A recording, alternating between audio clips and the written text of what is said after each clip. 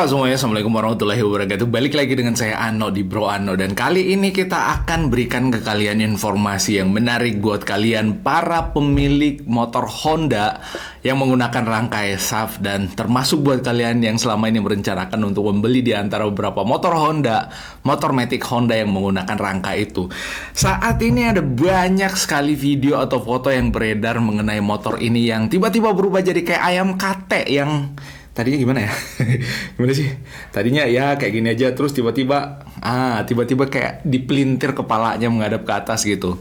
Waduh, ini bahaya banget. Kebayang kalau misalkan kita lagi mengendarai motor, terus tiba-tiba motornya jadi kayak gitu di jalanan, tiba-tiba rangkanya patah gitu kan, terus mengakibatkan kecelakaan. Ya menurut saya itu parah dan itu mestinya harus diantisipasi. Dan kali ini kita akan bacakan sebuah informasi mengenai klarifikasi daripada Astra Honda Motor, karena tidak cuman AHM dengan customer, bahkan YLKI juga atau kementerian yang menaungi mengenai perlindungan terhadap konsumen itu juga memberikan tanggapan untuk meminta kepada produsen atau Honda untuk melakukan recall atau mengganti secara cuma-cuma seluruh rangka motor yang menggunakan rangka SAF itu. Nah, sekali ini kita bahas atau kita bacakan informasinya. Nah, berita ini dikutip dari CNN Indonesia, salah satu media atau portal berita yang cukup terkenal juga. CNN membuat judul Honda respon YLKI minta klarifikasi rangka SAF diduga karat dan patah. Yes. Jadi selama ini memang tentang rangka SAF itu kan orang menganggapnya bahwa motor itu rangkanya patah. Rangkanya patah itu diakibatkan oleh korosi. Padahal kalau kita tahu bahwa rangka SAF itu adalah salah satu rangka yang dirancang oleh Honda yang membuat motor ini jadi lebih efisien, lalu kemudian dengan bobot yang ringan, lalu kemudian membuat rangkanya jadi lebih kuat dengan material baja yang pastinya dilas dengan sangat presisi. Dan karena hasil research itu, maka rangka ini diaplikasikan di beberapa motor. Dan harusnya menurut saya memang hasil rangka ini memang benar-benar hasil daripada researchnya Honda untuk membuat atau memproduksi rangka yang disematkan di motor-motor Matic tersebut.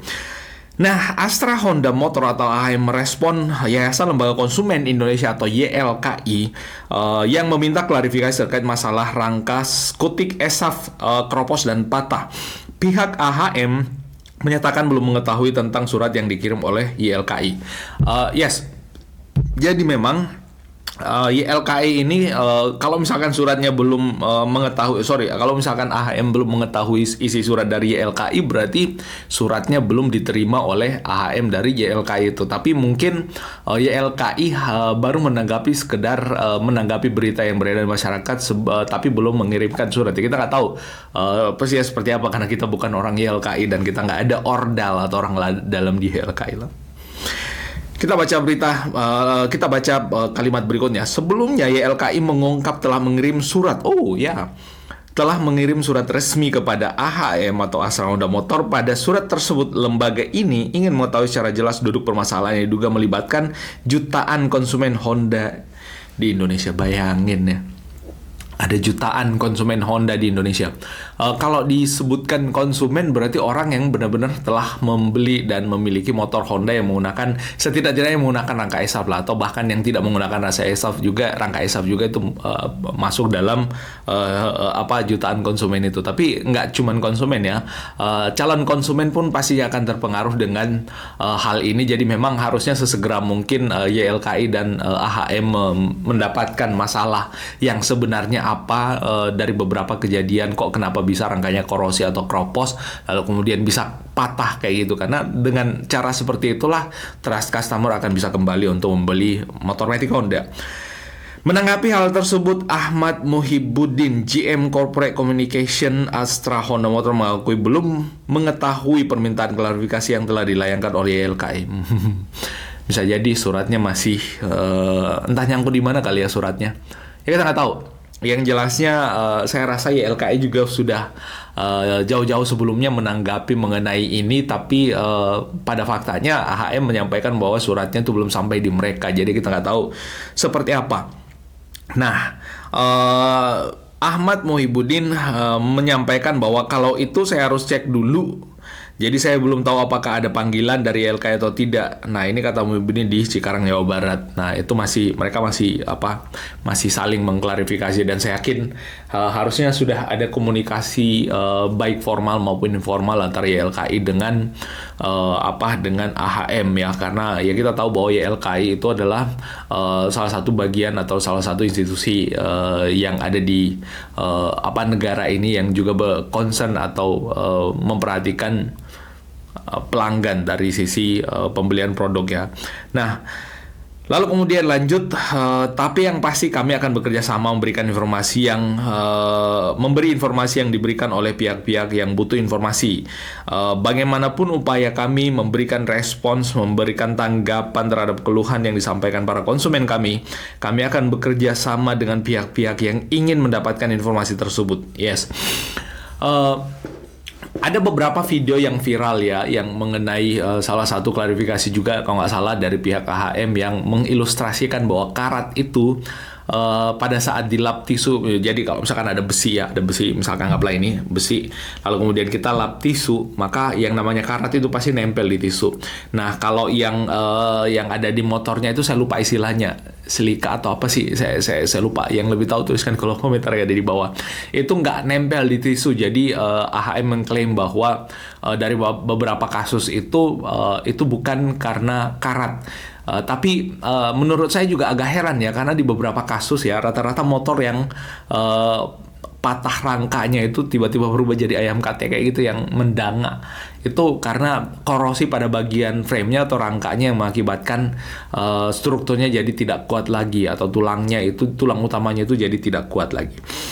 Nah, selanjutnya ditanggapi kemudian oleh Divisi Litigasi dan Hukum YLKI Warsito Aji, mengatakan bahwa pihaknya telah mengirim surat ke AHM pada 21 Agustus 2023 untuk meminta klarifikasi, namun belum ada jawabannya. Nggak tahu ya, ini antara YLKI dengan kantornya Honda mungkin beda jauh ya kali ya, atau mungkin beda provinsi kah, atau beda negara maybe, atau beda, ya nggak mungkin beda negara juga. Masa dari 2021 sampai berita ini diturunkan di tanggal 26, ya, ini di berita ini diturunkan di tanggal 25 lah ya, 25 Agustus, 21, 22, 23, 24, 4 hari. Lumayan lama ya suratnya ya. Ya, kita nggak tahu. Semoga segera sampai dan diketahui oleh AHM. Dari informasi dan pengaduan dari konsumen tersebut, kami menindaklanjuti dengan berkirim surat kepada pihak AHM untuk mendapatkan klarifikasi maupun tanggapan atau penyelesaian atas pengaduan konsumen tersebut. Namun kami belum mendapatkan jawaban maupun klarifikasi dari AHM atas surat yang kami kirim pada tanggal 21 Agustus, kata Warsito. Waktu itu diikuti pada tanggal 23 bulan 8. Jadi ya, dari tanggal 21 sampai 23 setidak-tidaknya YLKI masih belum mendapatkan jawaban resmi atau tanggapan resmi dari AHM mengenai pengaduan konsumen yang seterusnya dilanjutkan oleh YLKI kepada produsen atau AHM. Nah, selanjutnya, menurut Warsito, pihaknya juga telah mendapatkan aduan dari konsumen motor Honda atas kasus kejadian viral dalam beberapa hari terakhir. Kami sudah menerima pengaduan terkait rangka korosi khususnya yang berbahan ESAF, kurang dari 10 pengaduan. Oh, masih kurang dari 10 pengaduan ya. Kurang dari 10 pengaduan. Ya, maybe ya. Kalau misalkan harusnya sih memang didata ya. Harusnya ada pendataan mengenai berapa jumlah motor Honda yang mengalami kasus yang sama. Lalu kemudian apakah itu bisa menjadi judgement bahwa memang rangka ESAF-nya yang masalah apa enggak.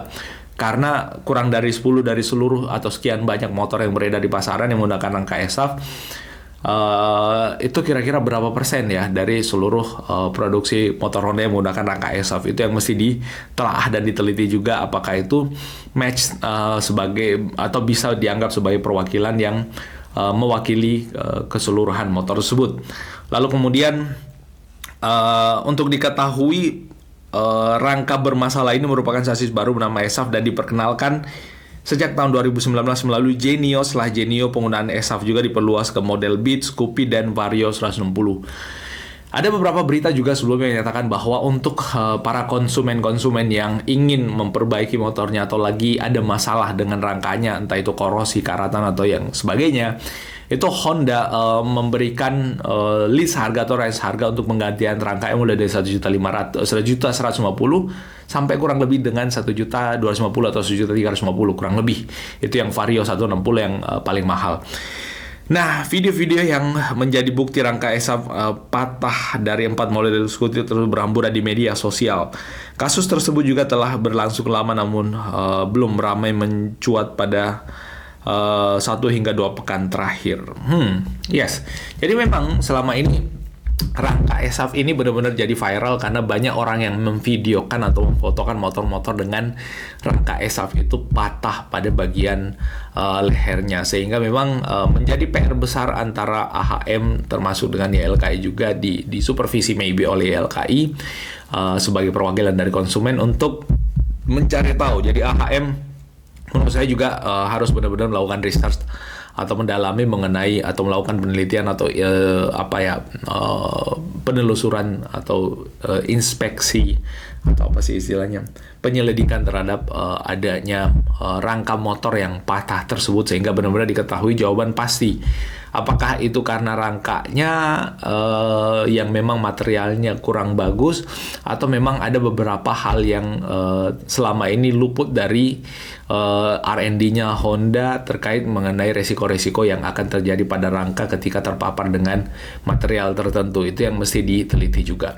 Nah, itu yang bisa kita share kali ini buat kalian para pemilik Honda, termasuk buat kalian yang telah mengalami patah rangka pada motor Hondanya. Tuliskan di kolom komentar di bawah bagaimana pengalaman kalian, dan menurut kalian apakah informasi ini cukup memuaskan atau seperti apa. Tuliskan juga di kolom komentar yang ada di bawah. Itu yang bisa kita share kali ini. Kalau ada yang keliru dan salah dari apa kita sampaikan, mohon maaf, dan kita ketemu pada update informasi seru menarik berikutnya di Bro Ano. Assalamualaikum warahmatullahi wabarakatuh dan bye-bye.